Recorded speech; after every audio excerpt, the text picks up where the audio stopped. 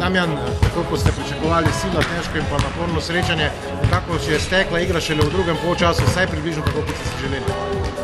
Ja, sicer je ta tekma izgledala tako, da smo biti iz početnic.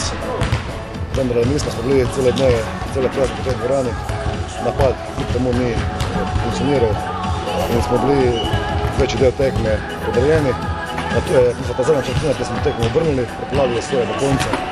Potem želi kar nekaj prostih metov. Dvakrat dobili gosti, da so stali sami, 3 točke zadeli.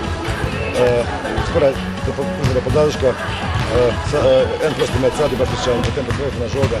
Pač krvava zmaga, ampak vsaka zmaga šteje. Dejali ste pred srečanjem, da Koper lahko premagate več, če boste odigrali obrambo na krog 60 točk, to ste tudi uredili. Tako nekaj, dobili smo 68, mogoče ena od teh dveh trojk na koncu ne bi smela biti. Zdaj je itak vseeno. Veliko časa nimamo, jutro se zmogli pripraviti za soboto in mora biti, poskušamo presenetiti pokonečko povedati. Pa zmanjšati predvsem nivo izgubljenih od tistih podaj, pravzaprav čistih. Ja, moram povedati, na potu smo brez kreacije in imamo velike probleme pač napadalne, tako bomo veliko ne stavili na obrambo. Damjan, Mercator se je ta teden, prvi novoletni teden, dodatno pribil 2 nova igralca, sedaj bo nekoliko težje pripraviti igro, verjetno za njih.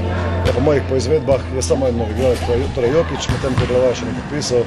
Mora biti Bodanec, pa bo igral v soboto, mora biti tudi ne. Sam mislim, da to ne bo odločilnega pomena. Seveda smo pripravljeni, da gremo na zmago, čeprav današnja zmaga ne vliva veliko obeti. Današnja igra, hočemo povedati, ne? Ali dobro, imamo še 2 dni za pripravo in mora biti bomo le odprli ta napad prav sobotičko.